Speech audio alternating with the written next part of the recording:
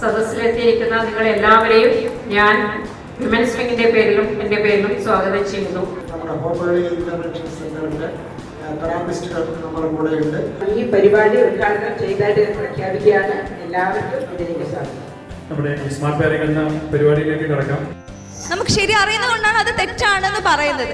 So ഈ ഓരോ ഡെവലപ്മെന്റിലും ശരിയായിട്ടുള്ള ഓരോ രീതികളുണ്ട്. ഈ മാസത്തിൽ ഈ കാര്യങ്ങൾ നടക്കണം, ഇന്നേ മാസം ആകുന്നപ്പോഴത്തേക്ക് ഇത് മാറി മറ്റേ രീതിയിലേക്ക് പോകണം. സോ ആ ഒരു കാര്യമാണ് ആസ് എ ഫിസിയോതെറാപ്പിസ്റ്റ് ഞാനിവിടെ പറയുന്നത്.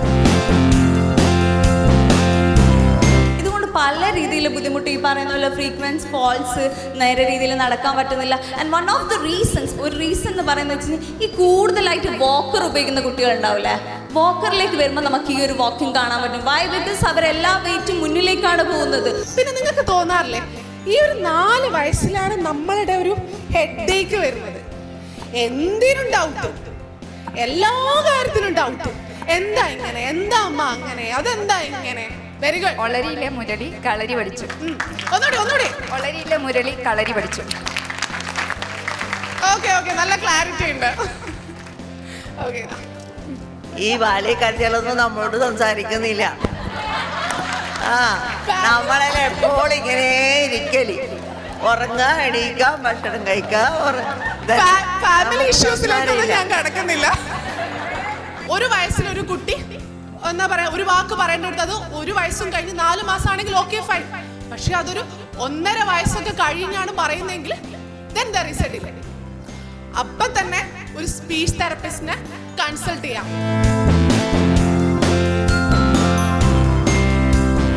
ഈ 2 വയസ്സൊക്കെ ആകുമ്പോൾ കുട്ടികൾ എന്താക്കും, ഒരു കുട്ടി ഗ്ലാസ് ഹോൾഡ് ചെയ്യണം, അല്ലെങ്കിൽ ഒരു കപ്പ് ഹോൾഡ് ചെയ്യണം, അല്ലെങ്കിൽ പിന്നെ എന്താ പറയുക സ്പൂണ് പിടിച്ച് തുടങ്ങണം.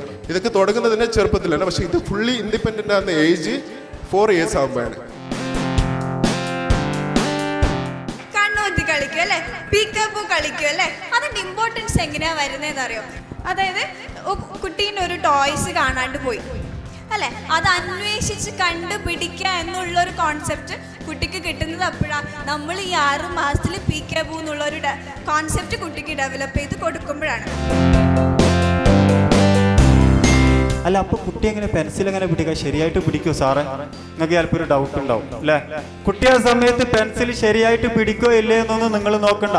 ചിലപ്പോൾ കുട്ടി ഇങ്ങനെ പിടിക്കും, ചിലപ്പോൾ ഈ രീതിയിലായിരിക്കും, ചിലപ്പോൾ 2 കൈ കൊണ്ടായിരിക്കും പിടിക്കുക. അതൊന്നും നിങ്ങൾ നോക്കണ്ട. നമ്മളൊരു വര വരച്ചാൽ അതിൻ്റെ മേലെ കൂടെ കുട്ടി വരക്കുന്നുണ്ടോ എന്ന് മാത്രം നോക്കിയാൽ മതി. അതാണ് 4ാമത്തെ വയസ്സിൽ കുട്ടിയുടെ അക്കാദമിക വളർച്ചയിൽ ഉൾപ്പെടുന്ന കാര്യങ്ങൾ. ഒരു കുട്ടീനെ സംബന്ധിച്ച് കുട്ടീൻ്റെ അവസരങ്ങൾ എന്താ? കുട്ടീനെ സംബന്ധിച്ച് മറ്റുള്ളവരുടെ മുഖത്തേക്ക് നോക്കാനുള്ള അവസരം, ചിരിക്കാനുള്ള അവസരം, സംസാരിക്കാനുള്ള അവസരം, അവർക്ക് ഇന്ററാക്ട് ചെയ്യാനുള്ള അവസരം, മറ്റുള്ളവരുടെ ഇമോഷൻസ് മനസ്സിലാക്കാനുള്ള അവസരങ്ങളൊക്കെ എന്താണ് അവിടെ ഡിലേ ആയി പോവാണല്ലോ. അവർക്ക് അങ്ങനെയുള്ളൊരു ഓപ്പർച്യൂണിറ്റി കിട്ടുന്നില്ല.